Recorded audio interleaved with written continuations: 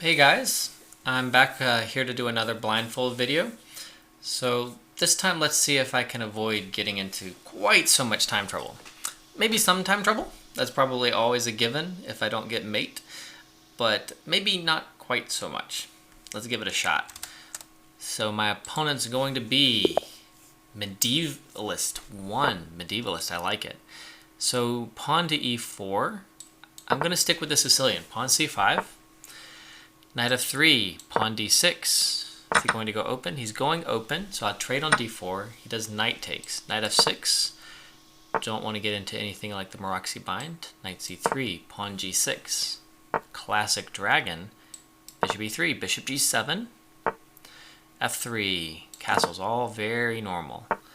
Queen d2, knight c6. And bishop c4. Now I'm going for a sideline here that may or may not be good. Maybe this is the best thing since sliced bread. I went knight d7 and my purpose was to go to b6 first, hitting c4, and then I'm going to a5 and I hit the bishop on b3. Not only am I hitting the bishop on b3, that move is not so good.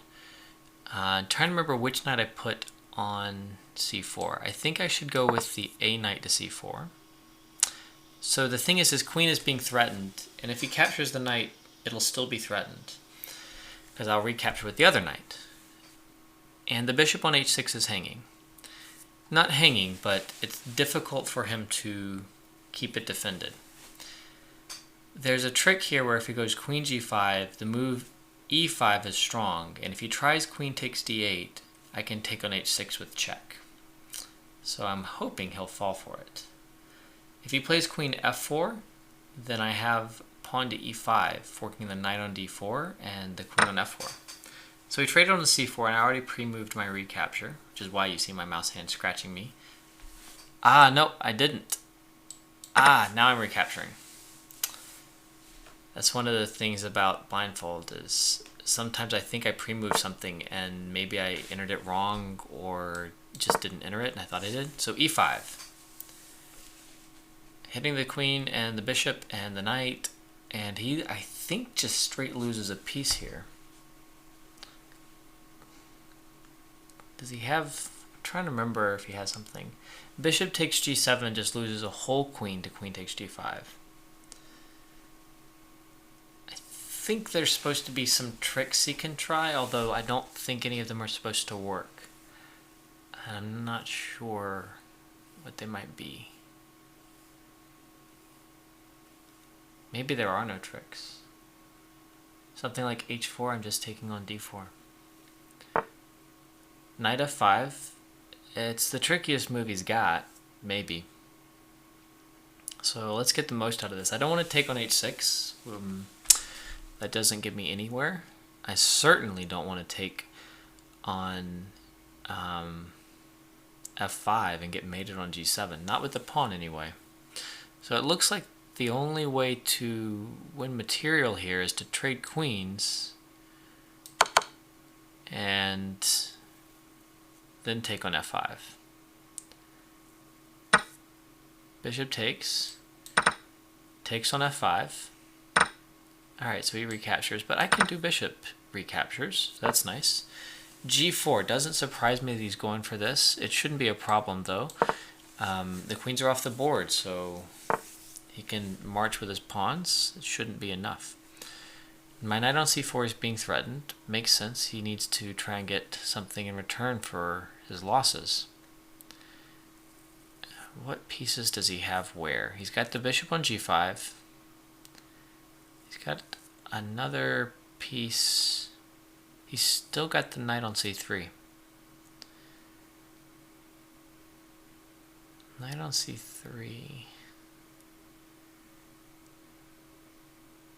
What if I just gang up on him? Try and keep it active. If I move my knight... No, let's try it this way. Knight here. I'm threatening c2. So that feels pretty good. Because I have the bishop on g6. And I want to put a rook on c8 and nail the knight on c3 down to c2. And there's a lot of potential discoveries like e4 hanging around in the right scenario. I like all of this. So I'm up 20 seconds. So for once in a blindfold game, I'm not down. I've used about 2 minutes, a little over, to get to move 19. That part's not so great. But it's also not the end of the world. My opponent's consuming a bit more time. So king b2. And I think I can just take on c2 here. So I'm gonna. Rook takes d6. Makes sense. And I think I just want to go ahead and get a rook to c8. I want to play pawn e4 and unload on that knight.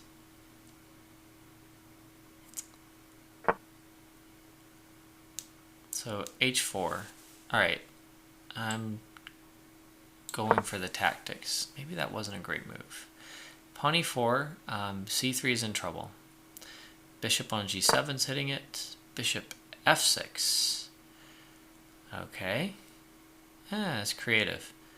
So my knight on c2 will be hanging after I take. Rook takes.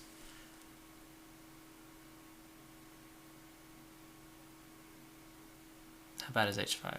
Alright, I'm going to give back an exchange. But when he does king takes, I get the other rook to activity.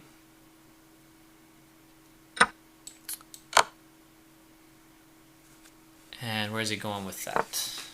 Back to b2. Okay. I think I just want to play pawn e3. And I want to go e2, e1.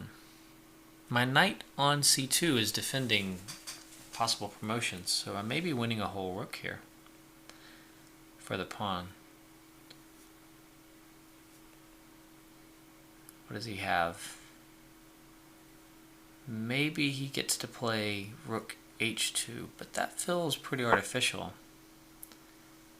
h5, so he's going after my bishop, but I'm going to keep marching.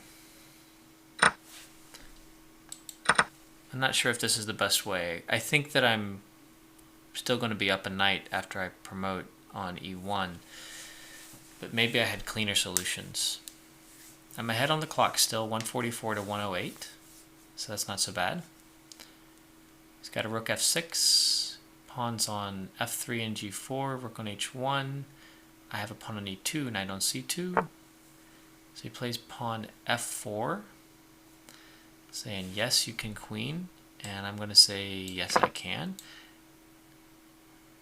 Got auto queen set, which I don't usually like to do, but I don't really have a choice here. And let's see if I can get a rook trade into this bargain. That would make things easier for me. His rook on f6 is stuck. If I attacked it with the queen, it could go to d6. But here, it's a trade. King c3. Take on f5. Let's bring the knight around to g2. I'm going to start attacking the f5 pawn. King over. Maybe I should have played king g7 first. But my plan is definitely going to be to queen the f5 pawn, and I'm going to let him just go ahead and have what he wants on the queen side. I'm going to defend the pawn with the knight from the back.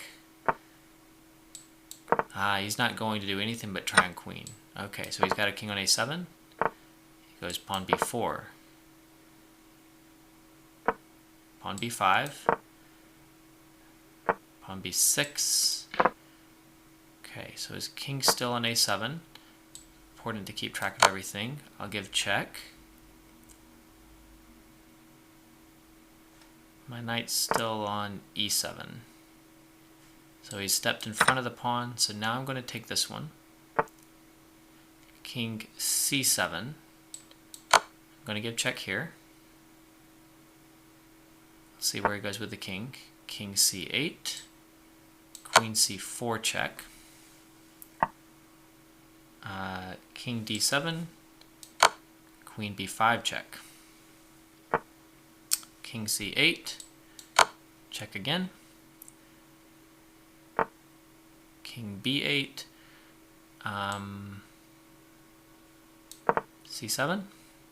Not sure what the fastest route was, but I'm going to get the knight to, I think, to b5 and then onto d6. And my opponent run out of time, but it's obviously just a couple of moves before mate, and I didn't see anything that he really could have done. So I'm pretty happy with that one, but my opponent fell into an opening trap there, so yay!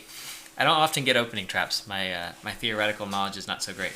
So I'm happy with that one, and in particular, more than the opening trap, I'm happy that that I held the position through the endgame there, and that I mopped up cleanly in the endgame, and that I was ahead on time. None of those things usually happen in Blindfold, so I'll take it. On to the next one.